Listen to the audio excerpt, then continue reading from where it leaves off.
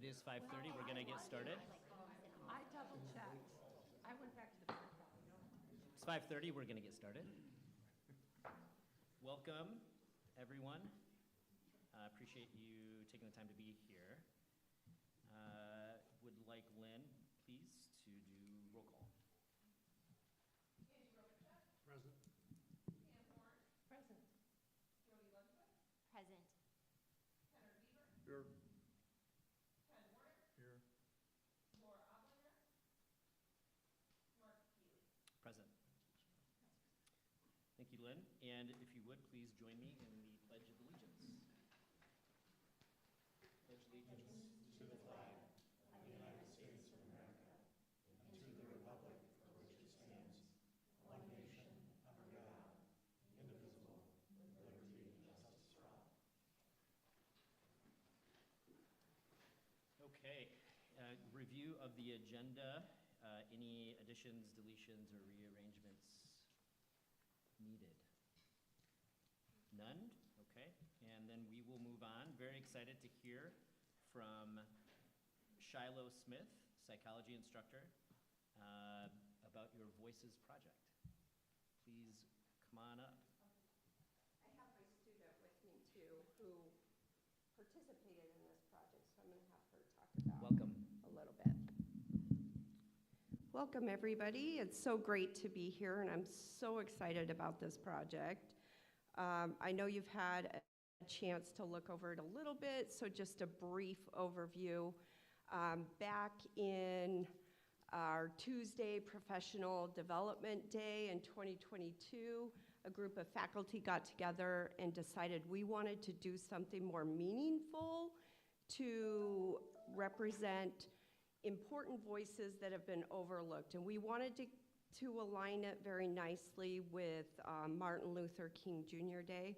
So what we did as a group is we went out and researched underrepresented voices in Black African American individuals who contributed to important areas at NMC. So we wanted to specialize it with areas of study, so that it was very meaningful to students and to the community as well. And we were able to create a set of posters. I don't know if any of you have ever had the chance to see them. Sometimes they get changed around, but this is one example that we have over in the Social Science Scholars Hall. So after that occurred, I decided I wanted to take it further. Like, I would love to have a ongoing repertoire of voices that we could interchange, so to speak. So I took this project on. At first, I started working with, Wolf. Art instructor, help me out. Glenn Wolf, thank you. I was working with Glenn Wolf. Old age is not fun, I apologize. And my students would do the research and his students would create the posters. Unfortunately, he retired. And I have a plethora of voices, so I'm still working on ways to display it. But I would like to bring up, so for my students, this is a semester-long project. Their requirement is they have to identify 2 voices from 2 separate underrepresented groups. And the hope is that we build enough of a repertoire that during Indigenous Peoples Month, we would have a set of voices, during Women's History Month, and so on and so forth. And I do have a link there for the current list. Students have gone above and beyond with this, and the list is continuously growing. The only hesitation that we're still working on is how to present it to everybody. I've got all the information, it's just getting it across so everybody can see. And I just want to shout out that this fits very nicely with Strategy 3, college community, keeping students involved. So this fall was my first return to campus where I had face-to-face classes since COVID. So in doing so, I wanted to adjust it a little bit. So with my class, I said, okay, you can participate by still collecting voices. Or I would love to create a display.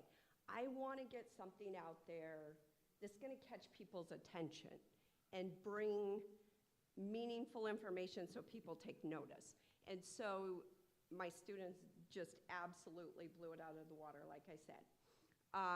One group collected voices on women's contributions that have been stolen and presented by others.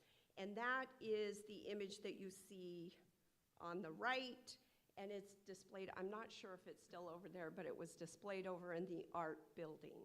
We felt that it was very representative, since the art building is named after a woman, that we would put this out there. And I thought it was very creative how they put up little wanted posters with little bit of snippets about these voices and what their contribution was and how it was stolen. And my student Taya is here today to talk about her display on the left, which she worked very closely with the library in collecting books that were written by Indigenous authors, and our focus there was representing contributions by Indigenous people, both to our state and in other areas as well. So I thought I would let Taya just talk a little bit about her experience and what she gained from that, if you would. First of all, I realized how much has been taken and distributed by people throughout the world, not only in the United States, but everywhere, taken from indigenous cultures and mass reproduced and no credit was given where credit is due.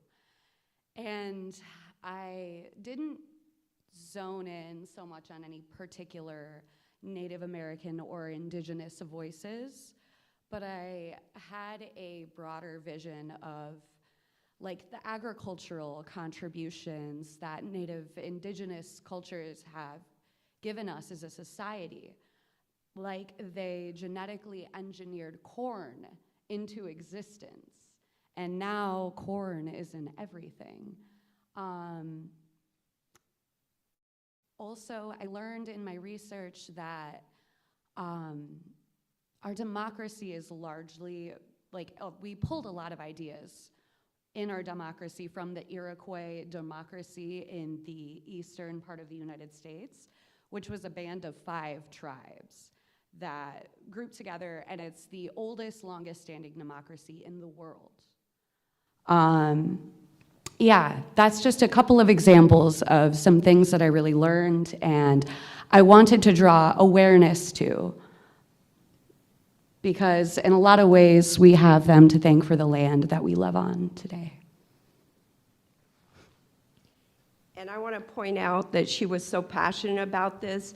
She actually graduated in December, and the library was not able to update the display until January, and she came back to campus to do this on her own.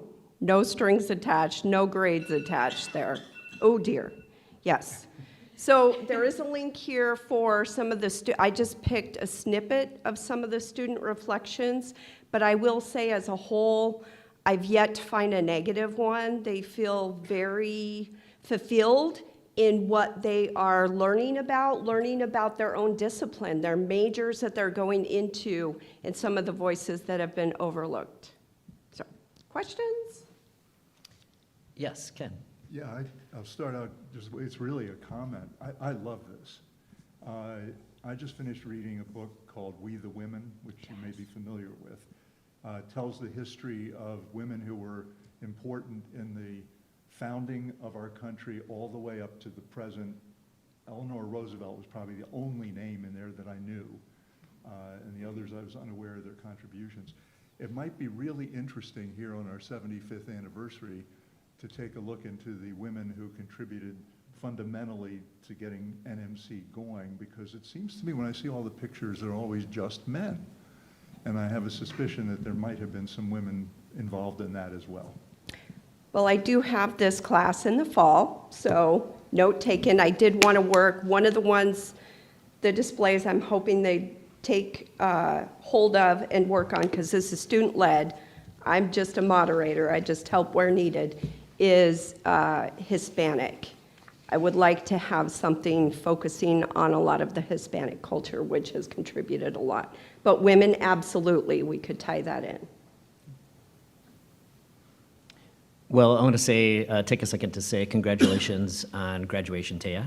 Thank you. And any other discussion? I'd like to thank you both. Thank you for your good work, and I appreciate you spending time with us as well, Taya. Thank you.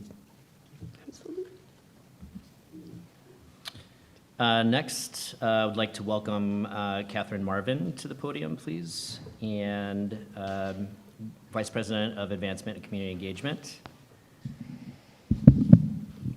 Yes, thank you, Mark. Good evening, everyone. I am here tonight in connection to Strategy 3 around campus vibrancy. So I'm going to give you a brief overview of the ACE division and how we contribute to campus vibrancy. And then I'll turn it over to the Denos team. Chelsea and Craig are here to talk about a few museum-specific projects that also relate to vibrancy. ACE, as you know, stands for Advancement in Community Engagement. We are 4 distinct departments: IAF, the Denos, WNMC, and the NMC Foundation. So 4 distinct departments, but we all share that unified goal of creating campus, and I'll add here, community vibrancy as well. We do that in a few different ways. One of them is connecting students in the community to the global dialogue. You'll see from this photo here, these are members of our IAF student leadership team. They are interacting here with Dr. Amy Hubble, who presented at the IAF program that those students planned and executed. That was on the new space race. And of course, you'll notice that this interaction took place in the Denos. So of course, IAF is connecting people to the global community by bringing in experts on global affairs. WNMC plays a steady stream of world music, and our DJs are educating listeners along the way. Eric Hines, our station manager, also interviews many of the IAF presenters that come to town.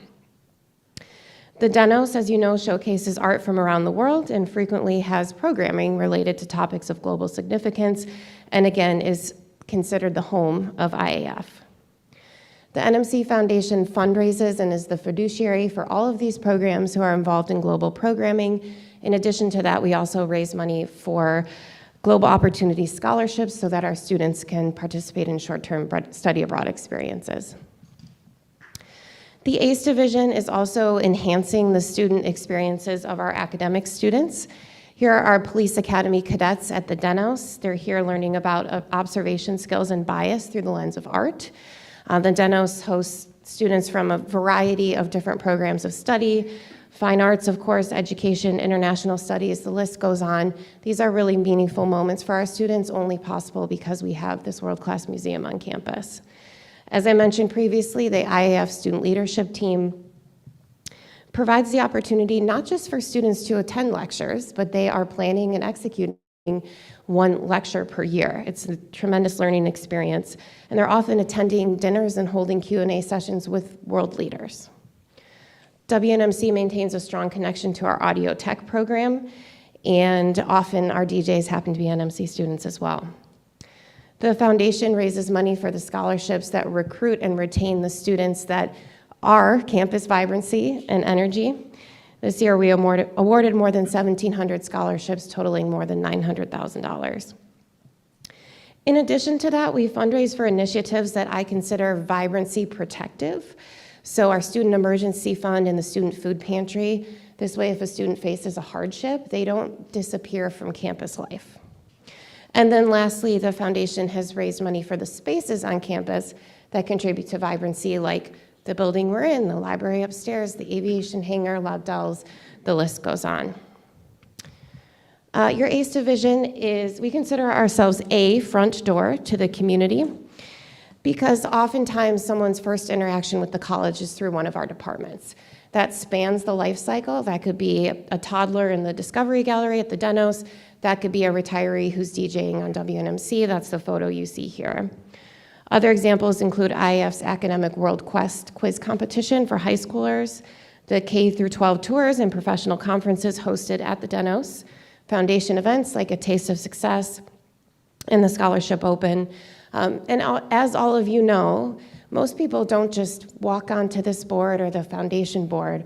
Oftentimes, they are first a museum member, a WNMC listener, an IAF attendee, and they go on to be the most effective and generous volunteers, advocates, and donors for the college. And then lastly, we have a hand in fostering tradition and pride. Newest member of our NMC family here, Swoop. At graduation, Swoop is managed by the Alumni Relations Program that is housed at the foundation. And of course, commencement takes place at the Millikan Auditorium in the Denos. And students not only graduate at the Denos, they also begin their journey there at orientation. So their NMC experience is bookended by the museum. Other examples of tradition and pride and how we foster that, the foundation and the Denos are co-leading the 75th anniversary year. And as part of that, Eric Hines at WNMC will be interviewing our top alumni on air all year. So as you can see, there are many synergies between our departments. We share a database, we help at each other's events. Most importantly, we are all focused on community and campus vibrancy. And perhaps nothing showcases these synergies better than the recent collaboration between the foundation and Craig and his team at the Denos to secure a $2 million gift from an anonymous donor. This is going to start an operating endowment for the museum. This will be an annual funding source that is stable. Craig will use it for the museum's greatest needs, facilities, programs, whatever the museum needs to remain vibrant. And so with that, I will turn it over to Chelsea to talk about the branding refresh. Thank you. Hi, everyone. I'm Chelsea Nemi. I'm the Audience Engagement and Communication Manager for the Denos. Sorry, I'm just going to get this pulled up here. Oh, there's not a... Okay, well, I hope this is okay. All right. No, usually up at the top, there's a... Just go to share? Okay. Yeah. Probably because you're not on. What about the arrow? Yeah. There we go. Okay, sorry guys. Okay, a little bit about our brand refresh. So a little bit about the why. So we had great alignment between three major things, which was timing, strategy, and funding. So we started this project back in August, immediately following NMC's launch of their brand refresh. We knew we wanted to launch in July, which is our 35th anniversary, which also falls during NMC's 75th. There was talk of an upcoming campaign, which this would slot in really nicely to, and then we were on track and are on track to apply for accreditation from the American Alliance of Museums this coming fall.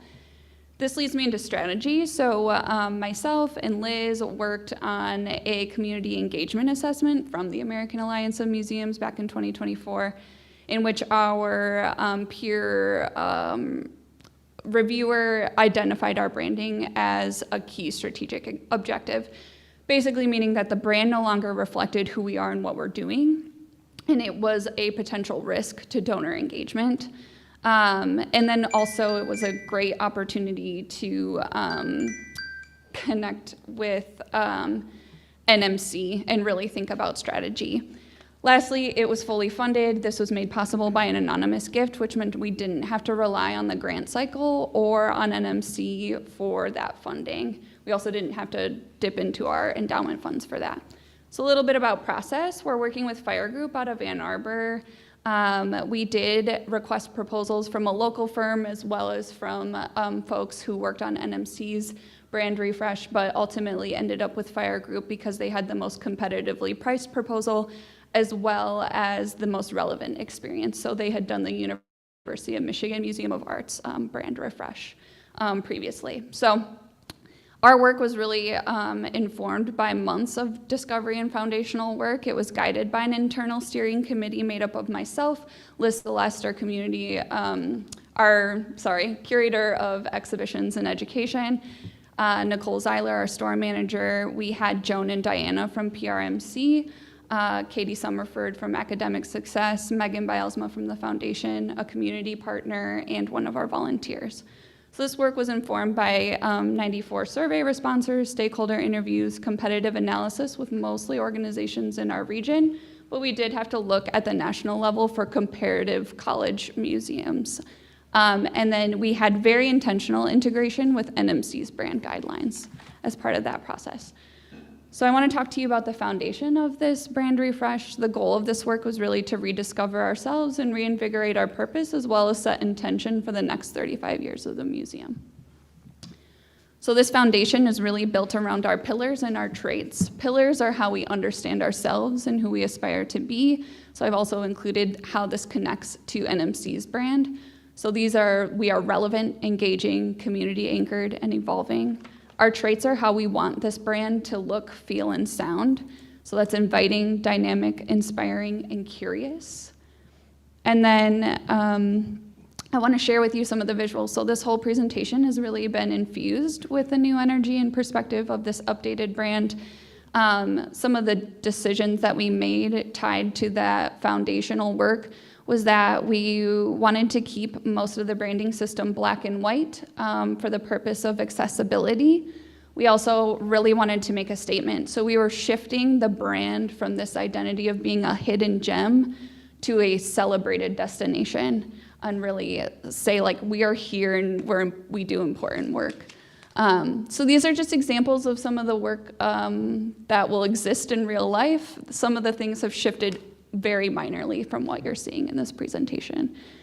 In addition, we work with a color system that's tonal, similar to NMC. The main colors will be blues and greens, which is the same palette, but we also have the addition of some oranges and reds, which complement those colors. So it creates a little bit of difference. It celebrates the unique opportunities that the museum has to engage with college and community audiences. So yes, do you have any questions about that? Thank you. Mhm. Thank you very much. I think I love the color palette. I love the great. difference to bring in some uniqueness for the museum. So, Yeah. any discussion? Great, Okay. thanks. Thank you very much. Turn it over to Craig so he can talk a little bit more about our accreditation process. Welcome, Craig. Hi, thank you. And take just a second to call you Dr. Hadley. Oh. Congratulations on your achievement. Not necessary, but thank you. It's nice to be done and have my life back, so thank you. Chelsea did a wonderful job highlighting the work that's been going on for a year, really, both between herself and Liz Celeste, our curator. And yes, all of this does feed into the work we're doing with accreditation. So I've spoken a number of times in front of the board. Some of you are newer and may not be as familiar with the process we're undergoing, but it's really a market distinction for the Denos. Fewer than 5% of museums nationwide achieve accreditation because it's such an arduous, multi-year process of preparing, meeting best practice. It's a lot of continuous improvement. So work that is really infused in the DNA of what NMC is already doing. This just sort of reaffirms, I think, really the unique nature of the Denos and the work that our team does. But lots of good reasons for completing the process, everything from these donor engagement opportunities for additional funding, being able to really stand out there and say, yeah, we're leaders in the field. We have one of the best community college museums in the US. Helps with grants, loans, and lots of other reasons for doing it. I already mentioned some of these things. Really has garnered incredible community support, everything from the rebrand, refresh work that Chelsea and Liz have been doing to the way that connected with this donor who made a tremendous commitment to us just a few weeks ago. They saw the work that was happening between the refresh, the accreditation, and went, wow, like this is something I want to support. So we were really proud of the way that intersected. All the way to the recognition we received from our strong Smithsonian partnership. We'll be hosting a K-12 contingent of ISD superintendents from across the state in another month. They'll be coming to the Denos to see a traveling exhibit that we're hosting from the Smithsonian, and they'll get to have a day-and-a-half summit with us at the museum. The journey's really been a multi-year process, as many of you will recall, going all the way back to the early 2020s when we engaged in some optional peer assessment. Chelsea referenced one of these, which has really built up and built upon the work that they've done with their rebrand, all the way through a number of grants. I would also credit Jason and the PACER process, which has really strengthened our financial position for the museum and has dovetailed nicely with our strategic plan. So that's really what things look like. Coming up, we'll apply in October. We have our site visit, which will occur in early spring. I'm fortunate to get to go out and do a number of these assessments myself as a volunteer reviewer for AAM. So the team is well prepared. They have a good idea of what's going to be coming. And with any luck, we'll have a decision late summer, early fall. So that's what we're looking forward to. Happy to take any questions specific to accreditation. Any discussion? Can I back up for a second? Sure. I had a question actually. For Chelsea too. Yeah. Yep. Or Craig could be you as well. So with the, I heard two different things with engaging kids who are still, not in higher education yet, but elementary kids, and that was in through high school.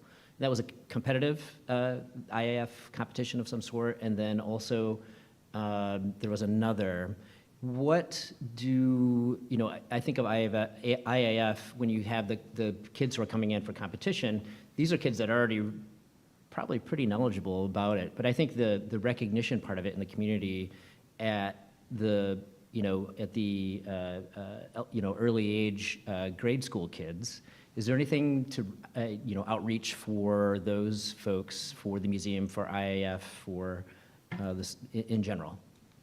Like how we're reaching out to K through 12 groups? Yes, specifically for the specific programs. I know that my son has been to Deno several times with his school, but I thought maybe some of the specific, like IAF, a rural kid from Antrim County might not necessarily ever participate or hear of it. Yeah, I can't speak specifically to IAF since it is run by Alex Tank, and so he has a sort of separate team that works specifically on those projects. But I can speak to the fact that Liz Celeste, our curator of education and exhibitions, works really, really hard trying to engage with K through 12 teachers on the types of programs that we have available. So we do share with them and specifically curate programming that is open to schools. We've also shifted some of the way that we deliver programs. So we have a scholarship program. Everyone who applies is granted money. So actually not a single K through 12 group has paid for admission or busing since in 2 years, I would say. We essentially realized in our local area that cost is a barrier, so is busing and time. So we need to make that as easy to our community members as possible. As schools face harder and harder decision-making around how they spend their dollars, we've basically transitioned our holiday market. We do a fundraiser for the education fund, and because we tell people this is how we're using the money, we've gotten over $5,000 at the last 2 fundraisers, and it's paid for the entire year of scholarships. So that's one way that we're sort of communicating to the community, but also to schools around how we're trying to make experiences accessible to kids, whether that be a tour or an art project or performance from anyone from around the world. So, Well, thank you, Chelsea. Yeah. Appreciate it. Catherine? To address your question about IAF, we do rely on the area high schools to put together those academic World Quest teams. However, all IAF events are free to K through 12 students and educators as well. And so that's been a nice way to reach out to folks from area school districts and to get them in the door. Fantastic. And NMC students and faculty. NMC students and employees as well. Thank you, Yes. Ken. Yes. Yes. Not a question, but a Kennard. comment. I just want to say that Craig and the people working with him have taken this museum to the next generation. We had a good start, and he picked up, and he's moving it forward. Thank you, Kennard. Trustee Horn. I couldn't agree more with Kennard, but also I just wanted to compliment too in terms of reaching out to kids. I really appreciate the neurodiversity programming and kits that you have at the museum and advice you have for families and teachers who have neurodiverse kids. So thank you for that. Okay. Well, thank you, Catherine. Thank you, Craig. Chelsea. Thank you. Okay, next, I would like to welcome Jason Slade, Vice President of Strategic Initiatives, to give us an update on our Anchor and Edge strategic plan. Strategy 3, Vibrant College Community. Mark, thank you very much for having us. I'm going to bring up the champion team too, and the board will see that we have a really robust group that's supporting this particular strategy.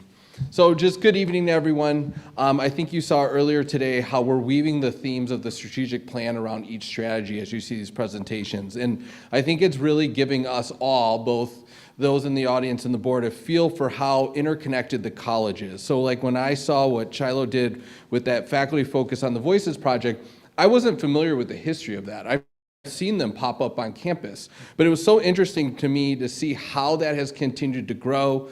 Ken, your input on some other opportunities, and to hear her talk about how she's looking to expand that program. It tied in with the previous strategic plan. We think about strategy 3 and our work around diversity, equity, inclusion, and belonging. And then really as we look at this strategy, our strategy 3 here that we're presenting tonight, and we think about the objectives tied to student belonging and connectedness, I really see that project continuing on and supporting the work that we're doing. And then Catherine, when she obviously tied in the work of the ACE and the foundation and listed all those touch points that tie into the strategy, IAF, WNMC, and then even the food pantry, which I had not made that connection. And I really liked how you positioned that program tied in the vibrancy, and it makes absolute sense. And then obviously the work that Denos is doing, it ties in not only with the accessibility for our students, and that's something that Craig and his team are really focused on, but also in terms of updating and living our brand and really connecting the college brand back to our work. I really kind of gave not only the strategy itself, but also our strategic driver around living the brand. So I was really excited to see all that.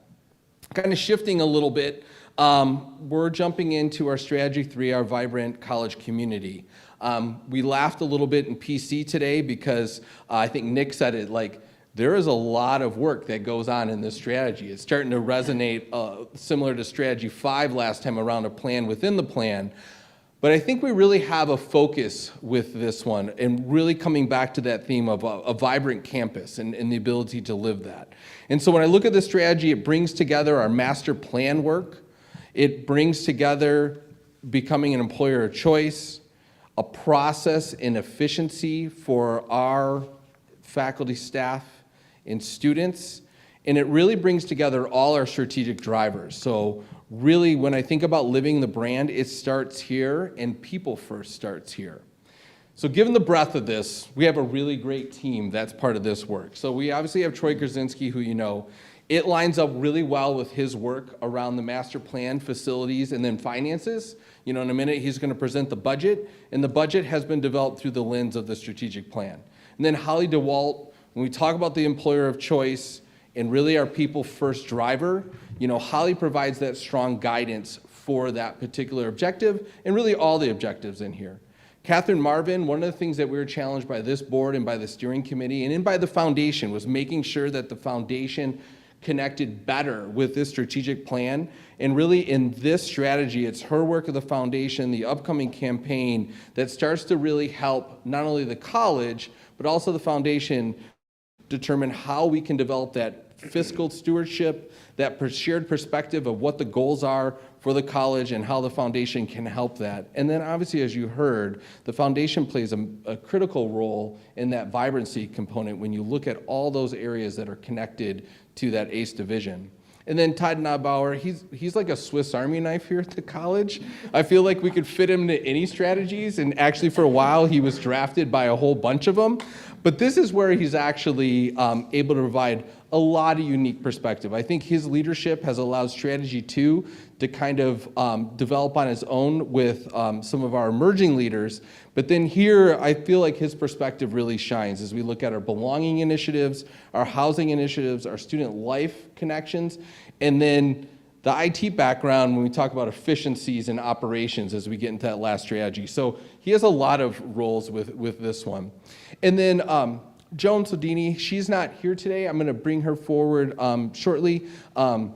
She's actually unfortunately out sick today, but I want the board to meet her. She's our creative director, and she leads our Living Our Brand. So it starts here, but then it really connects to the strategic driver across our Strategy 1 as we look at our key programs. And she's also responsible for much of the brand work you already see on campus, and you heard Craig mention her previously. So this is where she starts out, is in this strategy, and then she kind of works her way into the remaining strategies. And so I think we'll use Summer to introduce you to her. And again, the great work that Joy Goodchild is doing with ORPE, as we're rolling out surveys right now, we're developing and deploying data collection mechanisms, and then also figuring out what data that we already have so we can begin to report on it. So this strategy has lots of pieces, and I think you're starting to see that come together with that champion team. So when I look at this particular strategy, I can break it down into some specific pieces. It really is our anchor and edge. So when I think about our edge, it's right here on Objective 1. So what are those master plan projects that we have to work on?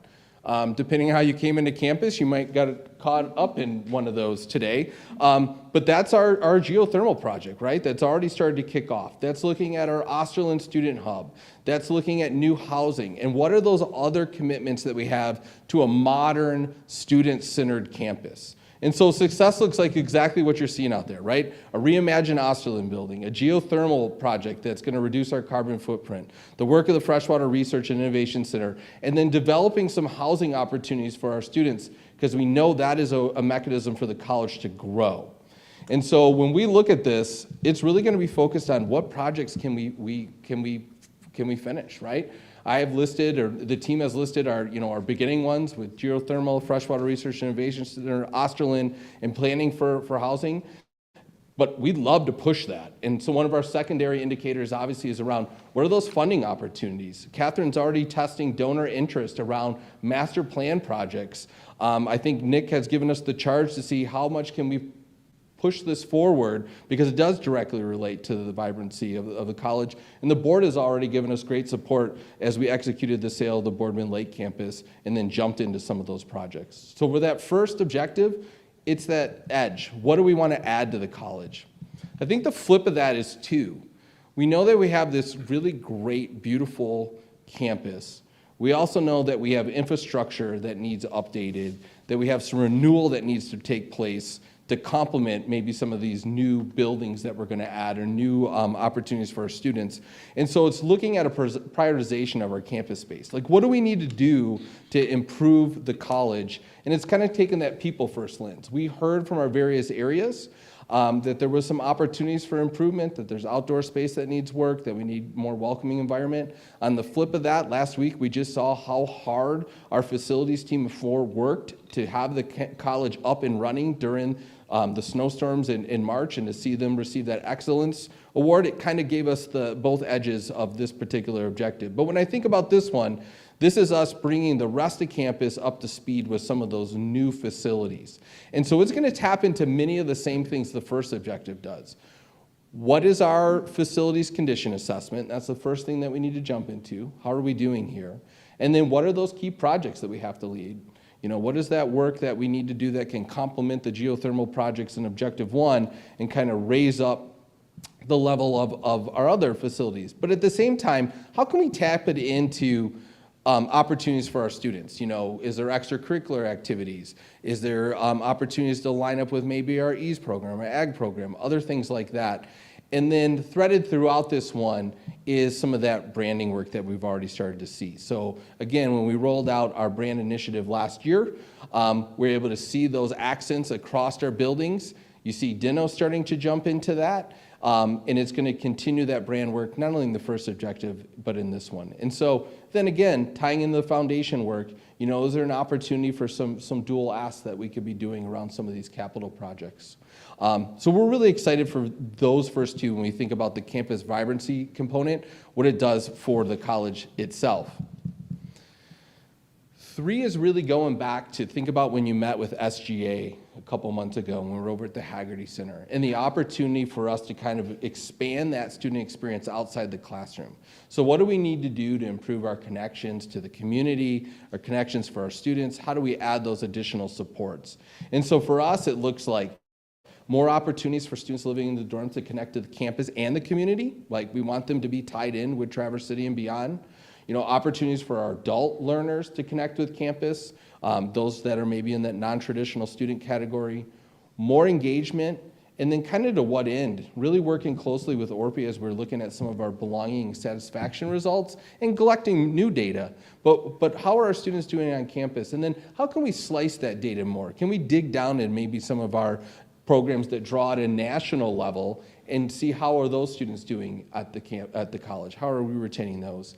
And then I think our secondary falls into that, Mark, with your earlier question and Pam around, student group participation. When we think about where are those opportunities for them to connect, maybe at the Dinos or with IEF and others. And so we want to have more group participation and then really increase the number of student groups or newly established student groups. And so I think this one ties in. You can have all the prettiest buildings that you want in space, but students have to feel like that they're connected to this college. And I think about the hard work we did in the last strategy, and we made really good headway in that strategy where we focused on student success and enrollment, and also with our diversity, equity, inclusion, and belonging strategy. And this continues that along that belonging connectedness. I mean, it allows all those students to navigate through the college but feel connected.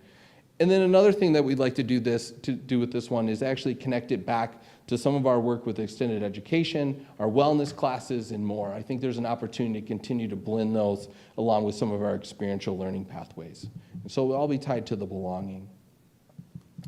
And then this is where we get into the employer side. So when we look at this particular strategy, if you recall when we did our board study sessions, we talked a lot about how the previous strat plan maybe was more student focused, and rightfully so, coming out of a pandemic, but this was our opportunity to also look at our people first strategic driver, and then also a specific objective around NMC as an employer of choice. So for us, it's continued to make NMC ranked as a top employer in Traverse Connect's regional survey. We want this employee satisfaction to remain high, and using that data that we collect from our current employees. Looking at our job applicants, especially around some of our key positions, so you can kind of do a diagonal slice at the college and think about where are those key components that we need to make sure that we have applicants applying to be here. And then align with that is our competitive compensation and benefits to make sure that we're aligned with similar institutions and organizations and also get a feel for what regionally is occurring. We're diving into some performance indicators related to this. Hats off to our HR team, looking at some of our employee retention numbers, getting a feel for baseline, and getting a feel for where we'd like to go. Really diving into engagement surveys, like looking at the results of across our employer engagement, and then making sure that we're maintaining that status. One of our goals with this is to identify potentially an employer of choice recognition or designation at a national level, and could NMC qualify for that? We feel like that would be something that could really benefit us, and then probably also provides additional guidelines and framework for what employer of choice means or is. And so with this particular objective, we're at the beginning stages, right? We're looking at some of that retention data that we have. We have great data that ORPE collects around our employee engagement survey. Let's dive into that through the lens of an employer of choice. And then let's get some information from our focus groups, pulse surveys, et cetera, about where we could do a little bit more. And so I'm excited for this objective. Lot of opportunity. And again, it kind of fits in with that vibrant campus. Our goal is to make sure that we have a vibrant workforce. And then objective 5 kind of brings back kind of full circle from strategy one when we talked about some of that technology and technology-related initiatives. For us, is looking at our operational systems. We want to make sure that we have the systems in place and have modernized those systems so that we're ready for what comes next. We know that we have many different processes and information gathering tools, and I think this really aligns with our strategy too when we talked about making the student's journey easier. We looked at portals and other things. We're looking at the same thing kind of at an employee level. So looking at all our systems we have, our workflows, et cetera, how do we reduce that friction? How do they coordinate better together? How do we strengthen that efficiency? And when we do that, we'll allow employees to have more time to focus maybe on the needs of our students or other departments or other aspects of their job where they feel they could have the most impact. And so this one would actually work to our advantage as we'd be able to reduce some of those maybe inefficiencies or friction points. I think it ties in critically with the employer of choice, because this is some of the feedback that we're feeling from our employees. And then I think of it from the board's directive as we look at how do we integrate more technology, AI, et cetera, into our work. And when I think about that and the opportunities around some of these systems, it's a perfect time for this objective to kick in as we look at maybe reducing some of our process time as we identify what processes that we can wean out. Or how about accuracy improvements? Where can we add some redundancies into our systems on the back end that maybe take some of the burden off our employees to do that work? And again, we're going to get a lot of feedback. We already did work with our leadership council and others around feeling some of those pinch points. Again, digging into that data, looking at some of our effectiveness survey results, and then really picking where can we get the most impact across our areas. And I would love to see eventually, as this started to work its way through, just kind of a continued culture of efficiencies and plan, do, check, adjust as we try to improve some of those systems that we have and use some existing and emerging technologies. And so it was a lot. I know that, but I think when we look at this one, this has the potential to have a significant impact. When I think about our strategies, we have our future-focused education, which is critical for the needs of our students. I think about strategy 2, which I presented last month, which was enrollment and student success, and that's bringing students into our doors and retaining them. And then this really focuses on our campus, our employees, and then also looking at how we're running our operations to be more effective. All right, and so with that, I will stop and take questions, and we can have champs answer questions, whatever you need. Trustee Robichuk. I have 2 points. The first one, I mean, I like this, I love what you're doing, where it is, but if you look at a lot of the success points that we have in there, they're all incremental success points. We want to go from 86% to 89%. I will challenge you, and I will challenge Nick with this, to find some piece that's a game changer change. It's possible you're going to fail, but if you don't try, it's going to be something that's going to go from 50 to 100 or from 40 to 90. You're trying to do some kind of goal and objective where you're making a strategic or differential large change. You're not just looking for incremental changes that are, all the incremental changes are great, and I don't want to take away from that, but there isn't one in you're saying, we've got to do something that's going to totally flip what we're doing. It's going to change who we are. It's going to change a goal, and it's going to be this amazing change. And it may not work, but if you don't do that, you won't have those kind of changes. The second piece I would think is on employee engagement. One of the things we did with faculty last year was really push faculty even more to be engaged with student success. That's a measurable piece in how they're being evaluated, how they're being paid, et cetera. I think that goal and objective should come into all engagement for employees, because yes, you want to be the place that everybody wants to work and be at, but you want to be at the place where everybody loves everybody around them. And I'm not saying we don't do that today, but we want to celebrate that even more, that we're all here as a community to help each other, to be together, to want to be here. There could be simple things like, how many times do you have lunch on campus in one of the restaurants because you like the food and because you're around students and want to hang out with them? It can be that much more interaction between the faculty and students, between staff and students, to bring everyone together in a global world on campus. And that's, I think, what you really want to do to grow all those things that you want to do to say we're the place that people want to be. Well, they want to be here because it's a family. And take that step further. Yeah. I like how yes, I mean, those are ways that we can continue to look at that engagement. Andy, I like how you brought up looking at some of our past work that we've done. Yeah. Trustee Horn. Looking at the last one here, Objective 5, and it may be in here, but I don't see it quite explicitly. I guess my experience with process improvement is the more you engage the people who do the work, the better off you are. Some of this language looks like, we'll identify it over here and then the employees will benefit. And that's probably not what you're doing, but I just really encourage you to engage employees at every single level, the lowest level clerk in the office to the director. In teams, there were a lot of fatty things out there. I'm fatty with the D. But the notion of continuous improvement, Six Sigma, whatever tools you're going to use, having common training across campus in continuous improvement, I think is really important. And then embedding the teams to address the issues and to try to improve, take waste out of the system, all those Six Sigma things. Because also, I think we have to acknowledge, I think Colleen probably would, that when you look at process improvement, that can be really scary for employees. It can mean maybe job loss. Certainly it's going to mean job change. But the more the employees are engaged in that process and seeing how they too could benefit, students can benefit, other employees around campus can benefit from improved systems, the more on board they're going to be. So I just really encourage you to embed the improvement, not have it come from on high. And I think and that's a good concern. I will say with this one, the way we actually landed on this was some of the bottom up outreach that we did, and it came across the board. It came from some of our leadership council or emerging leaders, but it also came from our office managers and others that are in the day-to-day.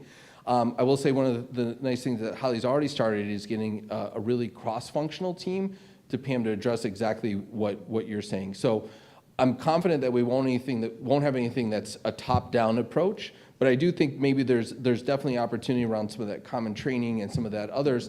And I think that's a piece that we've run into already. And I'm glad we have the people-first strategic driver there is a little fear, and it's not just fear of change. There could be some real ramifications. And so I think we're doing a really good job of trying to listen and address that and kind of embrace it. So yeah, those are key, and I'll make sure that we include those. Trustee Lundquist. Jason, I agree that Objective 5 has the ability to really make a significant difference to life on campus for the employees and the students. I also agree with Andy in terms of the need to make significant change in goals, and so it could be under Objective 5, but it's highly subjective right now as it's written, and it's the only objective so far, I believe, that we've seen that still has TBD. And so when will those TBDs turn into measurable outcomes? No, that is a legitimate question, and it is. And we as an internal champion team recognize that. What we are doing right now, and I think this is critical, is we're trying to figure out what is that first couple processes that we start with on there. We have kind of the gamut on there. We have some that are very large that we could undertake. We also have some that we know that affect lots of employees and might have the biggest benefit. And so where we're at right now, Jody, is we're trying to figure out what those least efficient processes are out there, and then identify those, and then we can use those to give us that first level of process time reduction, and then where our improvements are at. So I would say where we're at right now is we're in that early stage. We're still figuring out what processes we need to kind of zoom in on. And then we're doing, over the month of June, identifying, because remember, we're in that kind of preliminary stage right now, what we're going to focus on for that full year one, which will go to the board when we give the updates in the fall. And as we jump into that work, then we can really refine what that metric would be and what those goals. I just didn't have a lot of confidence, and I didn't want to put the team in a tricky spot if we listed an improvement and it wasn't the process that we had decided to attack right away. But that'll be one that we make sure that is documented when we come back, that you can clearly see what we're working on. Any other discussion? Thank you, Jason. Thank you.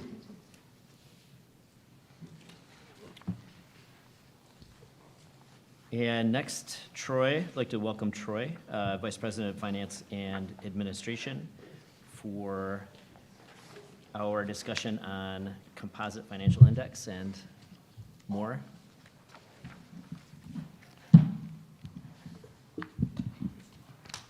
All right, here we are, round 2 of the budget, mid-May, and we'll be coming back to you in June with a final budget asking you to approve that. So without further ado, I'm just going to start with, since last time I covered, all the specific elements or the key specific elements, I'm just going to start with what's changed or what have we learned since last time.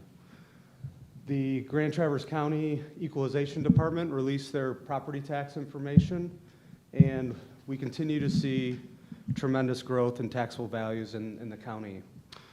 The growth includes not only the increases that every residential homeowner experiences, which are capped at 5%, but it also includes sales of property, which uncaps the property, and new builds and construction. On the flip side, what we're also experiencing is a 1.5% decline in our millage rate due to the Headley Amendment, which will decrease to 1.9788 at the start of this next tax year. So with all that said, these new variables did have a positive $411,000 impact on the budget since March. On the state budget side, we now have both chambers of the legislative branch, both of their budgets. In March, we only had the governor's budget. And I'll share some more details in a later slide, but ultimately, as Nick has shared with you, it's not a pretty picture necessarily from the state side, but we are budgeting for a flat or a 0 increase from the current year because of that. There was the Consensus Revenue Estimating Conference on Mackinac Island on Friday, which I think there was some modest adjustments to revenue based on that, but what that means for community colleges, we can't really say right now. So ultimately, we're taking that conservative approach of budgeting for flat, and if there is by chance an increase, then that'll be positive upside for us.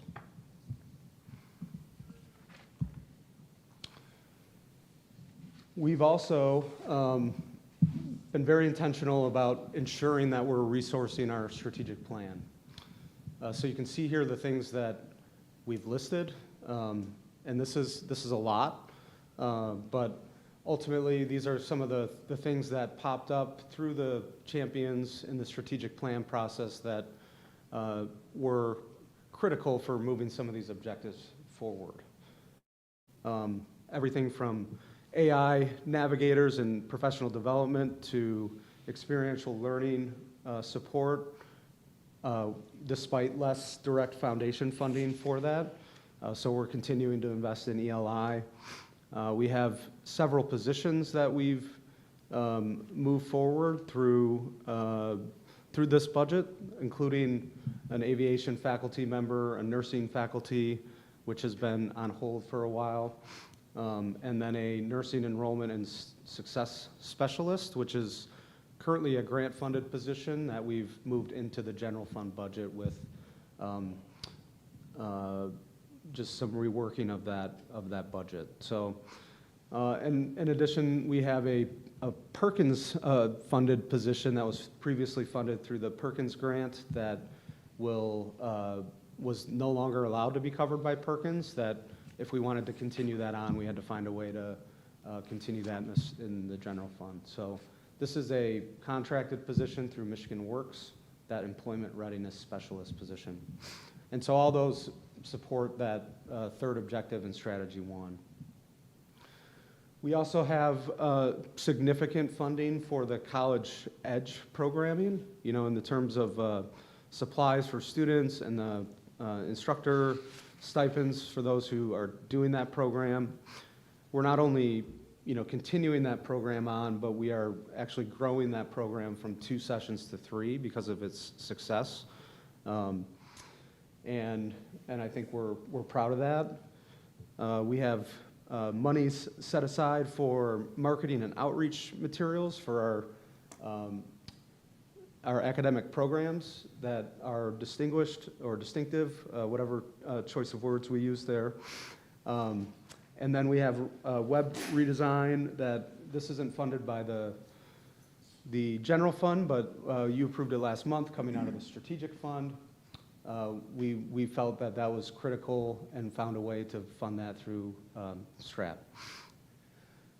We have student portal software aspirations and some some workflow software that I think relates to those 2 objectives that I've listed there. That I think combined, those 2 were $150,000 in software, expected software cost to help us improve our student experience and our employees' experience. We have the expanded advising capacity for faculty with the commitment we made in the contract a year ago to have faculty, all participate in the advising program and, have a minimum number of students in their portfolio, so to speak, and that student success focus with that initiative. We have found funding for the fundraising campaign and the resources that go along with that. There's an ask on the board's agenda tonight regarding that, but we've also, already approved the consulting arrangement with the Winkler Group to help us ensure that we have a solid campaign.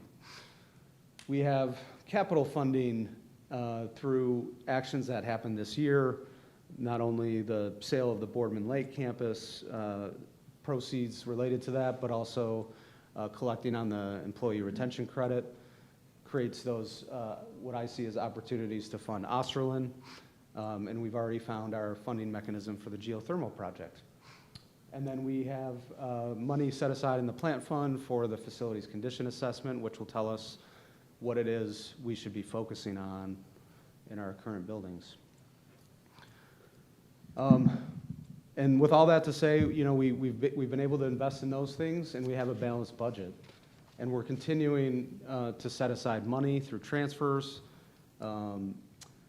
for, what I see as putting money into the piggy bank, but also setting aside money to ensure we can meet our debt obligations and, have money for the future to tackle bigger initiatives. There are certain things in the strat plan that we weren't able to fund. A couple of those, or actually a few of those positions include a math tutor position, a student activities coordinator, and we also had a request for a position within ORPE as a data analyst position that we were not able to fund through the current plan.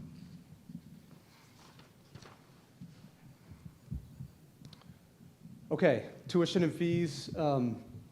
As you know, there's 2 really important variables there. It's your enrollment, and for us, it's in terms of contact hours, which is our billing unit, and your tuition rates. So nothing's changed since the last budget, but what I did put into this presentation is our contact hours for the last 10 or so years.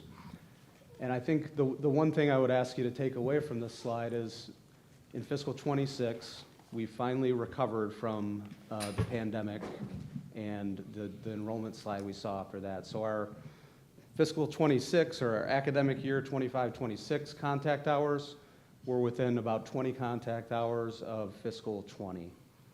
So we've had success in rebuilding after the pandemic, but But ultimately, as you know, the outlook with demographic forecasts, they continue to rain on our parade, so to speak. And the reality is, over the next 15 years, we still expect to see a 20% decline or so in Michigan high school graduates.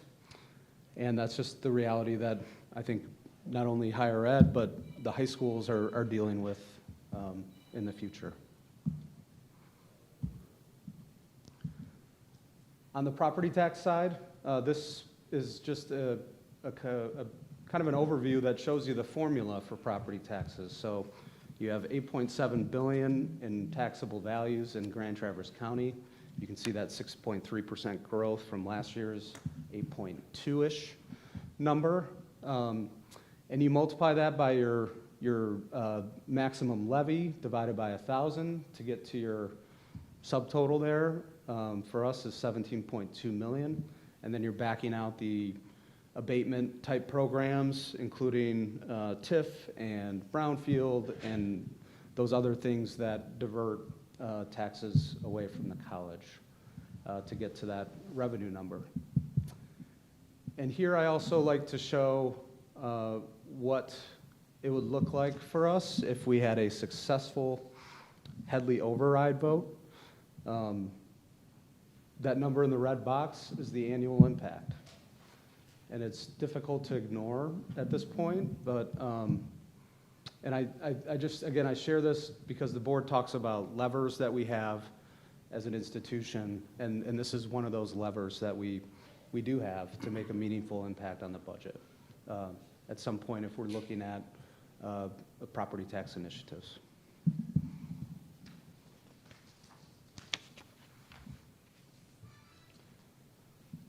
This is the chart of where we're at on the state budget side. So green column is our current state appropriation for operating funds. There are other state monies that we get to offset MIPSers and other things, but this is focused specifically on the operating funding.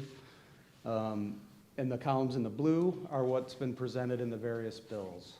So, across the board, you're seeing essentially flat. A 1% increase on the Senate side, an actual decrease on the House side. I mean, they wouldn't necessarily call it a decrease because they say they're eliminating one-time funding. So that's more of a political way of saying that, I guess. But at the end of the day, it would be a decrease in operating funding. However, they have items funding to help offset that, so to speak. So.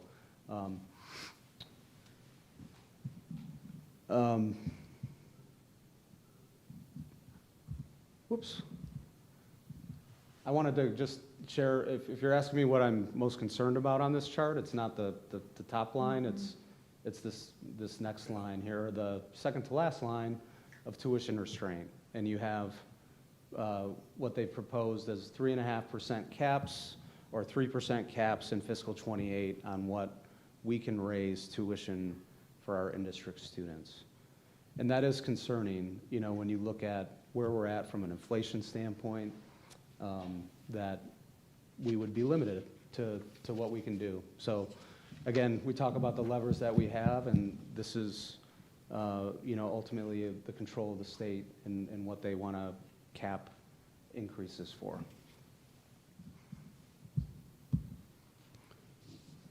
This chart is just a longer history of what we've done over the last 15 or so years.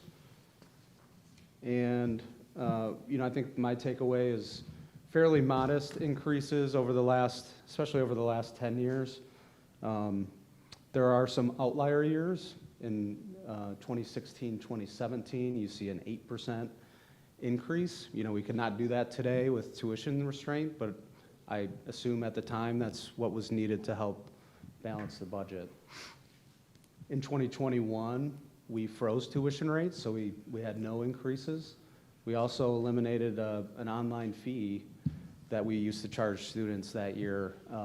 And I was pretty proud of that because we were forcing students to go online through the pandemic and then, forcing them to pay this fee that was what we felt was outdated at the time. So we were able to, do nothing, and we were still, obviously okay by that. So, yeah, this just shows the history, so you can have that as a reference. And then here, you see what the impact is on the student. So I guess the left column is our current tuition for academic year 26. What we've proposed, in the March budget, and what we have as of today is that 3% increase. And I also included here what it would look like if we increased tuition by 4%. And why should we consider looking at 4%? We have a balanced budget. And let me grab my notes here.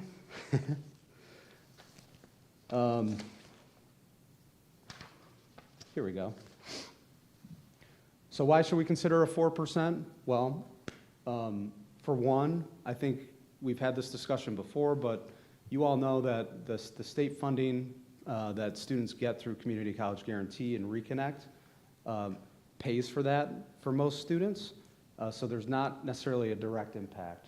Certainly there's some students that will pay an extra $1 per contact hour out of pocket because maybe they don't qualify. But for most students, this $30 difference would not even come directly from their pocketbook, so to speak. If they're taking 30 credits, they're likely already eligible for Community College Guarantee because of the 12 contact hours per semester requirements of that program. That difference only being $30, really is, in my view, nominal. And what that does provide for NMC is a pretty significant additional amount that we can invest back into the strategic plan. A couple of those positions, for example, could be covered by, that we weren't able to fund, could be covered by that difference. And I just think it's worthy to float that out there to the board. Can I add something here? Please, yeah. It would also, if there's further restraint next year. Correct. A different. It sort of locks in that increase this year, and then, if we, and that's, thank you, Pam, for saying that, because as I mentioned, the tuition restraint in the future, that's what encouraged me to bring this back to the board, because I am concerned about looking forward, only being able to increase 3% if we're needing something more than that. It just adds some different challenges for us. So I think there is a good theory out there to say that you should look at maxing out the tuition restraint each year, especially given the state programs that are in place. But I also understand, there's a difficult perception with that. So that is all I have on the budget. I do have a couple more slides, but I want to pause here to answer any questions. Trustee Weaver. Yeah, I've got several questions. First, you talk about additional advisory capacity. Does that mean more people or more salary for people doing it, so they'll do more? Or what is that? Yeah, it's more salary for the people who are doing it. So we, through the contract with our faculty, we've instituted pay incentives for training for advising, and also for each meeting that they have with students. So each meeting, I believe, is $40,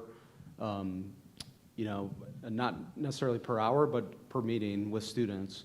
And then I think some additional, maybe $60 if they attend one of the more robust orientation sessions that they're there on site to help facilitate for the orientation students. So this was an incentive for them to participate in advising, which many faculty already did, but this gets everybody on board, kind of on the same wavelength. Okay, next question. Under facilities assessment, we have some very old buildings. Do we have any buildings that are in real trouble that are going to need major renovations? The ones that stick out are the apartments. Those have always been the highest on that FCI index that comes out of that FCA report. You know, it just tells us what we already know, that we need to demolish them and start over. I don't think you're gonna see, you know, I guess I don't know what I don't know yet, but, you know, some of the, like Osterlin and maybe the PE building are likely gonna have higher deferred maintenance requirements over the next, you know, 10 years. So you're gonna see those high on the index, but we know we're addressing Osterlin, and the PE building is in our longer foresight, but yeah. And then the third item is a real comment in the past. The House has been kind of hard on community colleges on the cap on tuition, and the Senate's been liberal. Seems like we got a reversal here this time. Yeah, it is interesting. That's a little worrying, yeah. I've seen that too in the past. The Senate's usually been more favorable with things like items, but for whatever reason, you know, they didn't support items this year.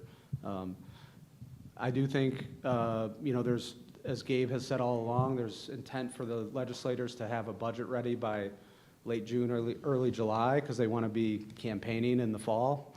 But I can't speak to necessarily the trend in the House, and I think everybody has cautioned us that those budgets are really, those initial budgets are kind of for show, and you never really know what's going to come out of the final version at the end.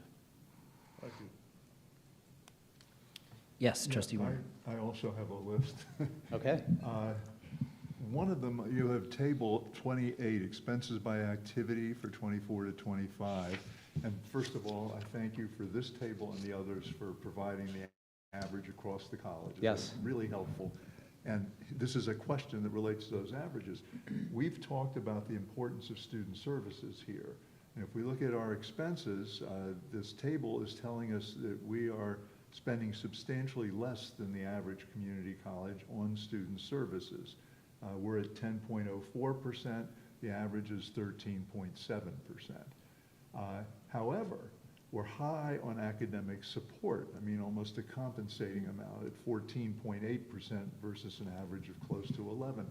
Is this simply a matter of where things are getting categorized, or do we have a real deficit with regard to student services in a relative sense? I believe it's the former. And I was just going to, you know, before you even mentioned that, I was going to say it. I think what you see is some inconsistency. For academic support, for example, I think, you know, how you classify tutoring and advising, is that a student service or is that academic support, right? And so each college, there is a manual that, you know, tells you how you're supposed to, but it's not clear on every situation. So there is a lot of subjectivity in how the numbers get reported. But to that point, I think it's, you know, I've been talking with Lindsay about this. It's something we need to I think, internally audit in terms of where we're charging our things to the program codes that we're using, because that's not something that it's really not something that our external auditors are looking at. It's something that the state looks at. It's something that the board has more interest in than, you know, the external auditors. So making sure we're correct, even for things like administrative costs, which, you know, can vary on how you allocate those across the expenses by function, is something that we need to do. We need to do an audit of how we're charging things so we can get better data. But I don't think that, regardless of what we do, we're not going to be able to answer the question of how other colleges are doing things too. So it is difficult to compare. When those questions come up about the expenses by function, it's difficult for us to answer how other colleges are doing things, and I do think it's because of that variation in how things are charged. Okay. Well, Kind of related to that, I think I would add those two columns together to kind of get a pulled percentage, but also I see for some of the smallest colleges that their student services percentage is a little bit high, but I think that's because you got a baseline, you got to have a registrar, you got to have financial aid. more than one financial aid Yeah. officer, you know, so percentages are going to go up probably. We're combining the two, we look average. Yeah, which is exactly. Which is fine. Yeah. That's, Sure. So I had two other questions. One actually is, follows up on Kennard's. The expanded advising for faculty, how is that going? And how are we assessing how it's going? Yeah, good question. So year one was always intended to be a training year. So right now, I think even last week, there was or maybe it was 2 weeks ago, they had their first formal training, professional development related to advising and how, our system works, I believe, and how everything kind of flows through the advising program. So the year one was training. So I don't think to answer your question, I don't think we have, we can say how, that experience is going, because not all the faculty are participating yet in advising students. Well, even when they do, we need to figure out a way to look into that, because that's incredibly uneven Yeah. across faculty in any college or Sure. university. I mean, there are those who just pay no attention to it whatsoever, even though they're responsible Yeah. to do it, and others who are really good. And particularly since we're paying extra for that, I think we ought to Sure. be paying some attention to what happened. Yeah, I know in conversations with Brandon and Becca, they're fully bought in. The faculty seem fully bought into the concept, and I hear excitement about it. And I know that Lindsay Dickinson, with her staff advising oversight, is going to help make sure that we have one big cohesive program that works for our students.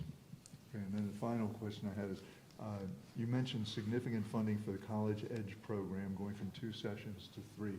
I remember when we talked about this in a previous meeting, it was, I thought it was pretty impressive what that program is doing. How much is that funding now when we expand it? What are we looking at? So it used to be grant funded, so this is kind of like a new line item in the budget, but I believe they have, $50,000 in for supplies, which includes calculators and I think some other giveaways and other things. And then we have the wage side of things that covers, the faculty that are running the sessions. And I don't have that number on the top of my head, but I would guess, a total investment of around $75,000 a year. And we'll be looking at roughly how many students will be taking advantage of it? I'm gonna look back at Becca. 25 per session is the cap. 25. So 75 this summer if we get full enrollment. Good, thank you. Thank you. Thanks.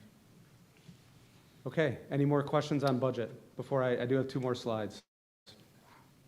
And I'm gonna get to the CFI All right, here. let me just ask, I'm just curious, the process that you go through or resources you use when you're looking at essentially flat or a little bit negative, considering what we know with inflation now. But we have a protracted, inflation in front of us, likely with the cost of fuel and other things. How do you try to determine a budget in the future with so much financial uncertainty that we're experiencing right now? Yeah, it's I think it starts with that conservative baseline of you're expecting your expenses to increase by at least 3%. We know what we've committed to, from the wage and expense side. What the uncertainty comes a lot of times is from the revenue side. Are those going to be stable and continue? I don't have a great answer, Mark. I mean, a lot of it's, you're just trying to continue to look at trend and what the best data that you have at the time, and then, looking and modeling that out. And when you look at the 5-year model, we are showing slight deficits to growing deficits over the next 5 years. And that's really if we continue doing what we're doing. So, we look at the levers we have with our workforce, and how is it the appropriate size and scale for what, our current situation is. Those are really, on the expense side, we're able to control expenses by how many people we hire or don't hire. Is there any resources provided by like the MCCA or ACCT that would, assist in this type of process? If they have shared modeling or resources for kind of the environment? Not that I've right now? seen. We're all the business officers together are resources for each other. And, you know, it's nice for me to be able to hear what other schools are projecting in terms of expenses, or what their interpretation is of the state budget, or, you know, how property taxes are growing in their area. But, you know, we all really rely on the three-legged stool. So a lot of times it's focused on what's our tuition rate going to be, you know, are you expecting enrollment increases? And the conversation kind of sticks around that. And I think, you know, the budget folks in my area like to be more conservative in terms of what they expect state budget to be and enrollment to be, you know, maybe more so than the leadership team would like, but ultimately that I think keeps us in check of, if we do have a bad year in terms of enrollment, we, you know, we'll be able to adjust. Thank you. Yeah, just one more thought. Looking forward, I mean, a number of years forward, the one thing I've been noticing looking at the data that I think is quite concerning, we are doing fine on tuition revenue because we're having credit hour increases, probably attributable to the community college guarantee. At some point, that increase is going to stop because we're going to get students, certain level of students doing the 12 hours. And we are, it looks like, going to be constrained at rates well below inflation, or possibly well below inflation, and have declining enrollment. So the student tuition picture is potentially pretty bleak if you look out enough years. Yeah, I mean, tuition rates, we know with tuition restraint, we have little control over that. We can go up to the max. And enrollment-wise, you know, even with a 0.2% increase expected next year, you know, we were still able to find a way to balance the budget. And a lot of it's just looking, you know, really deep into expenses and trying to reallocate things to where we think they need to go. And that's how we were able to help cover a lot of the strategic plan investments that I listed there. Well, you do a masterful job with it. Thank you. We appreciate that. Okay, any other, before we catch these last two slides, any other questions for you? Okay. Okay. So I wanted to take a second to introduce this this index to you as one of the most critical, what I believe is in fact the most critical financial health KPIs that I think we can look at as a college. And that's not my words, that's coming from, you know, the KPMG folks who put together this publication that, you know, ultimately helped develop this index using 4 key underlying financial ratios that look at liquidity, return on assets, you know, your operating income, and various different measures. And so what you're seeing here is right now just numbers, and I'll get to the next slide in a second, but I just wanted to point out, so this index, there's really 2 sets of data that we can look at, and I just wanted to explain quickly why there's 2 sets. So as you know, as a member of the MIPSR's multi-employer pension plan, we have to carry certain liabilities on our books that we really don't have control over. We have to recognize our proportionate share of these liabilities, but we have no input on, you know, the assumptions. If we wanted to go pay off our liability, we can't even legally do that. The state would return our funds. So we carry these liabilities, including other post-employment benefits, which is the GASB 75 side. We carry, well, actually now we carry an asset for that, but we used to carry these 2 liabilities, or we still do, and ultimately you're reporting on that with and without those. So that's just the background on that. But what the scale you see here is a -4 to 10. So you actually, you know, you can't actually mathematically be any lower than -4, and you can't be any higher than 10, the way that the process works here. And what I have here to share with you today is that NMC is in a really good spot. We have a CFI score that's grown from 3.2 in 2016 to 6.9 in 2025. And when you include our pension and OPEB liabilities, we went from 0 to 6.2. And 0, if you look on the scale of where we're at, we're down here in focus resources to compete in future state, which, we have a strategic plan. We're focusing resources to compete through the strategic plan. So I think we're doing that. And it also says allow experimentation with new initiatives. So what are we doing? We've invested in a joint venture with another nonprofit through Frick. We're looking at a similar type potential partnership with UAS through the North Sky plan that Jason's been heavily involved in. We've invested in our aviation hangar and program, which is a really unique program. We've experimented with dual enrollment pricing, and that was successful. We have a cutting-edge energy project that we're doing right now. So I think when I see this CFI and the things that we're doing, it feels like it's lining up, and I do feel like we're doing those two things that I've circled there in red. And so this is that scale. It does encourage you to not. It discourages you, I should say the publication discourages you from trying to compare to other colleges. It is tempting to go out and Google what other colleges' CFI scores are, and certainly I did that, but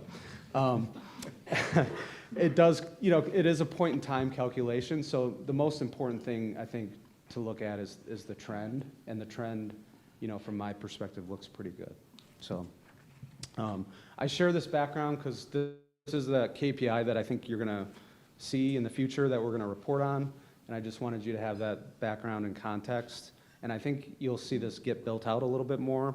We can even show the underlying, primary reserve ratio, net operating ratio, and the things that go into it, but I thought this context would make it more useful for you. So any questions on the CFI? Could you go into why they say not to compare to other colleges? Well, why yeah. wouldn't The example they gave was, say one college just all of a sudden got a bunch of money at the end of June, and you're reporting on this in June. Well, another college, maybe had a bunch of money in June, but they had a commitment they had to spend in July.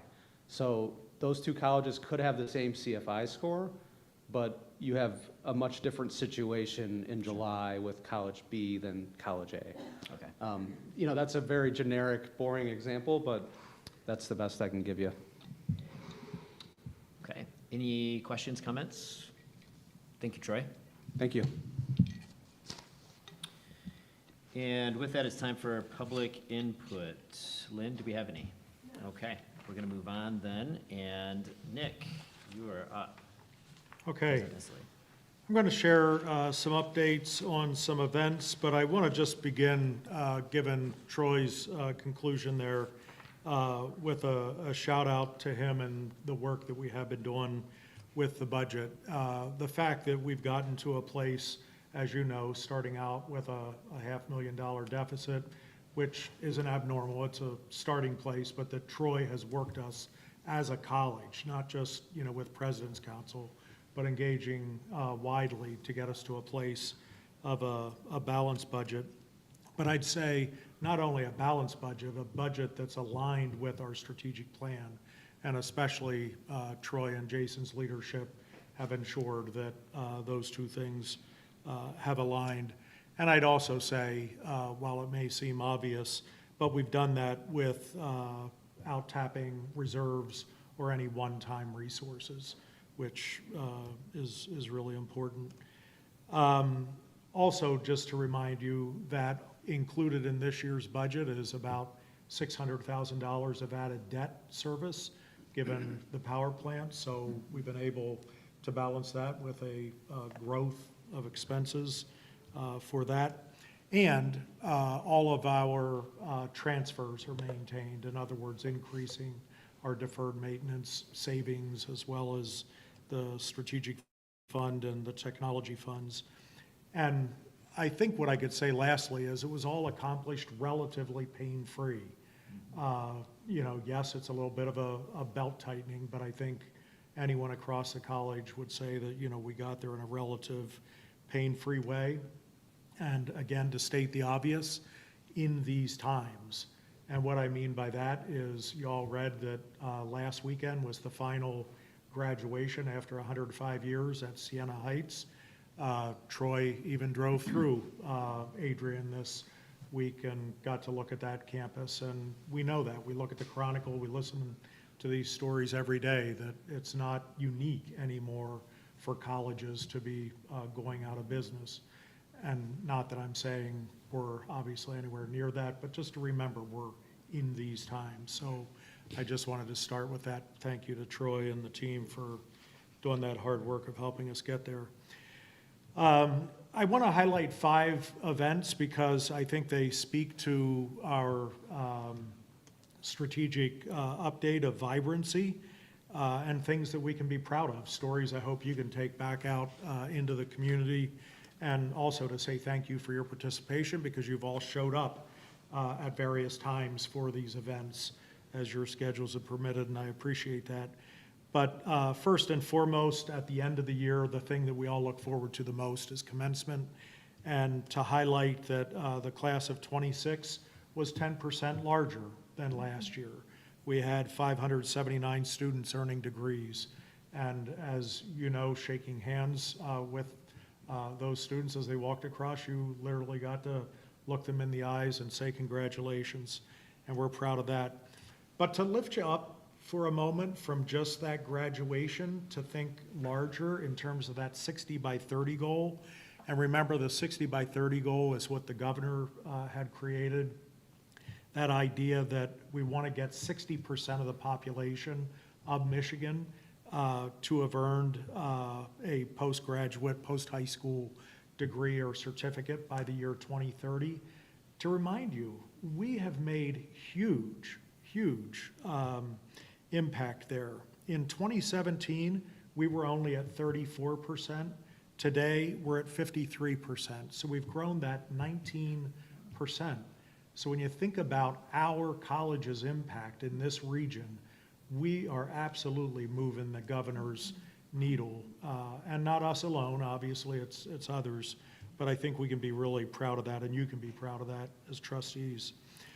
The second event, many of you participated in Campus Day, which was the efforts of our extended education along with the foundation, where we welcomed over 400 community members.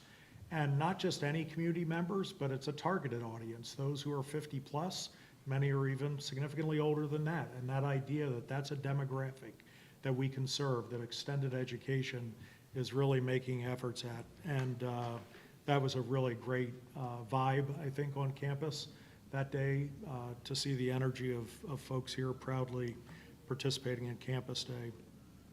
The third event, for those of you who got to participate this last week in our annual employee recognition celebration, it surely is a sign, I think, of our People First strategy driver in action as we get to celebrate our retirees, our service awards, our teaching excellence, our emeritus, our staff and team excellence awards, and big hats off to Holly and her team for coordinating that effort. The fourth of the 5, many of you also got to participate in the topping off ceremony this last week or last month. That is a construction tradition, as many of you know, signing off on that final structural beam that goes into place.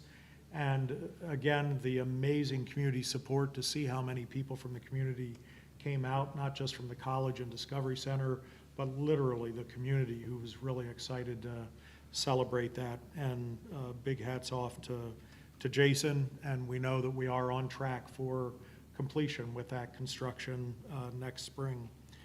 The last of the events, we had a legislators tour where Senator DeMoose and Representatives Roth and Kofia came out, yet another opportunity for us to share the capital outlay request. And I say this a bit humorously, but I think our approach going into it was thinking maybe we just need to speak a little slower and louder, given that it was our 5th time doing this. Fortunately, we didn't go with that strategy, and what we did is we brought Lindsay Dickinson in, and she did an absolutely outstanding job with a student walking the legislators through our multi-step model.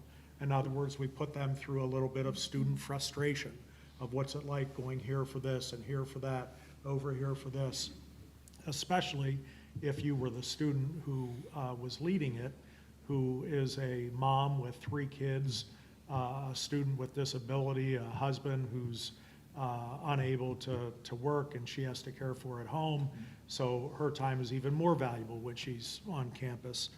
And I think at the end, what we heard from Senator Moose and Representatives Roth and Kafia is, yep, mission accomplished. They had embodied that challenge and I think had become even greater supporters. So thanks for those of you who did participate in that as well. The last 2 things I'll say with regards to events, one is tonight and one is upcoming. Tonight at the Traverse City City Commission meeting, the Human Rights Council is awarding, I think you're aware, NMC's Neurodiversity Support Center earned this year's Human Rights Commission Humanitarian Organization Award. So we're really proud of that. Lisa Thomas, our Dean of Students, is there with about 10 other folks representing the college and receiving that award tonight. The 2 other things that I'll mention there's 2 other awards, one for an organization and one for an individual. The organization that's receiving it is the Michigan Immigration Law and Justice Center, and the person who is the executive director of that, Marcelo Betty, is an NMC alum. So he's receiving that award on behalf of the Immigration and Law Center. And also the individual award or the business award is for HelpLink. Abigail McKiernan, who's the executive director, is also an NMC alum. So tonight it's kind of a full sweep of the humanitarian awards as we speak with 2 alums and one of our own organizations. And just a reminder to everyone, coming up on June 4th, we have the Fellows Award, which again, a chance to celebrate those incredible folks in the community who are doing something for the college. The last thing I'll share, and you heard a bit of it from Catherine, but I think it bears repeating and maybe a little embellishment too, particularly because one of the action items you're looking at is support for the foundation. And it's a request of 1.5 FTEs to undertake a campaign to raise something significantly more than that and to highlight what they are doing that's really noteworthy is this year the foundation had a goal to raise $4.3 million. And with 2 months to go, Catherine and her team have achieved $6.2 million. So 144% with 2 months to go. That's just on straight cash and pledges. As you know, with the plan gifts, they have absolutely hit it out of the park. We're at over $15 million now. I think it's 15.7, is that right, Catherine? That is larger than our largest campaign year ever, which would have been the Be What's Possible campaign, where we had a $10 million year. Here we are, not in a campaign yet, raising $15 million. Obviously, that's due to primarily the tremendous plan gifts, but the wonderful stewardship that's been done for decades, as well as Catherine's leadership right now as well. I'll also highlight 2 things that the TASTE numbers I don't think are official, but it's safe to say that last year was our best year ever at 161,000. This year we're over 200,000. So a significant increase there. And lastly, just reiterating what Catherine shared, that Denos gift that we got from an anonymous donor, a $2 million gift, is really going to help springboard us with what we're hoping to do at the Denos in the future. So I think a lot of good news there. And again, all of those events, I know you show up when you can, and I thank you because your presence at those means a lot to the students and the faculty and the staff who see you so actively engaged, so thanks. Thank you, Nick. And I guess it could be convenient to get everybody out of here a little earlier, but I was actually going to take a minute to recognize Andy Robichek. He had to leave, unfortunately, at 6:30 tonight, but we're going to hold on to this until next month, if that's okay, and celebrate Andy and recognize his fifth year achievement on this board.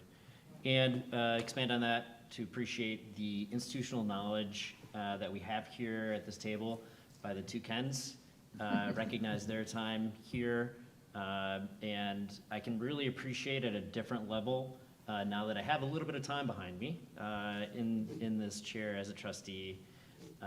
This last 6 weeks, I know all of you in this room have been working hard, but just to witness the efforts that you have, and then to experience as much as I can in my life. And so to take a minute to appreciate all of the trustees here too that make time throughout the year in this 6-year commitment. So I mentioned that in the community, if folks ask me, often I get a look of shock or bewilderment that the commitment in an elected seat of 6 years. So I just wanted to take a minute and say thank you very much to the trustees for your commitment to NMC. And with that, we will move on.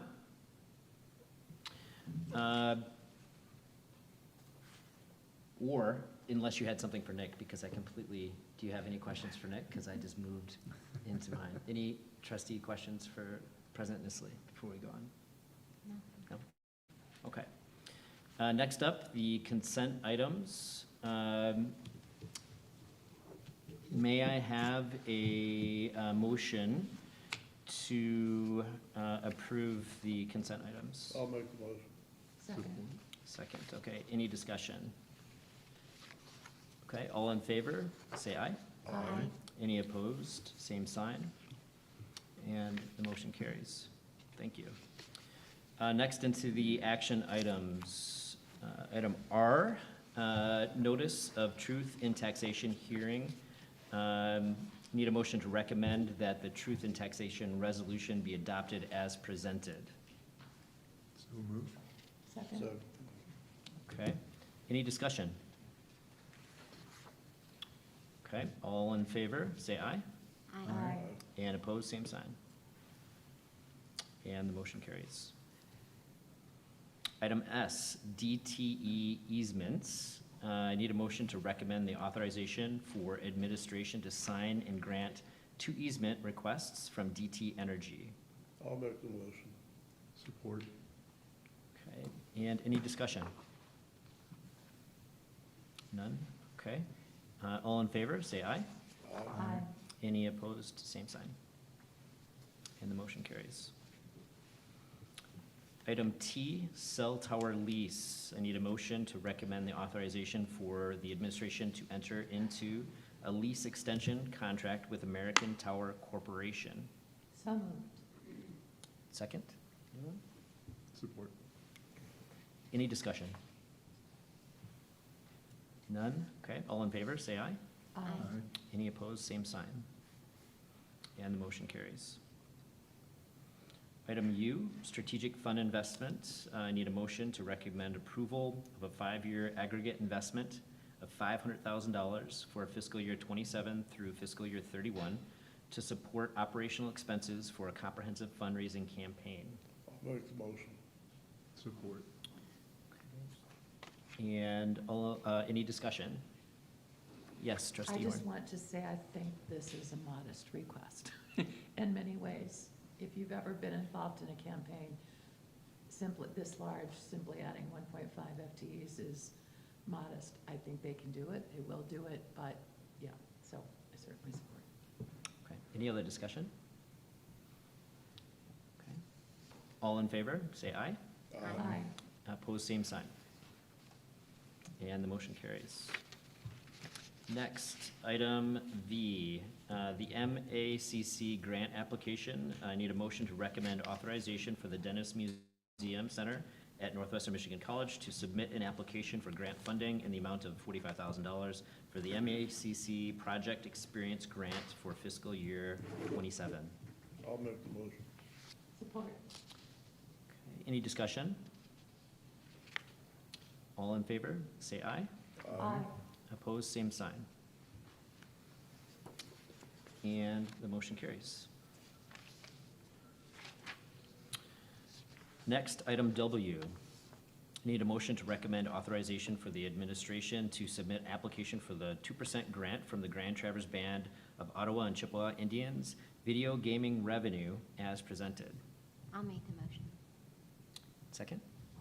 Anyone? Any discussion? None? All in favor, say aye. Aye. Opposed, same sign. And the motion carries.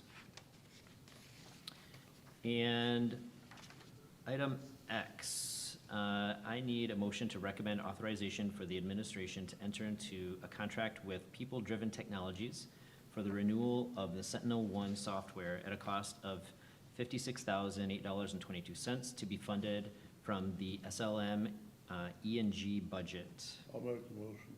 Support. Any discussion? All in favor, say aye. Aye. And opposed, same sign. And the motion carries. Thank you. And with that, Lynn, do we have any follow-up requests? Okay, very good. And with that, we are adjourned. Thank you.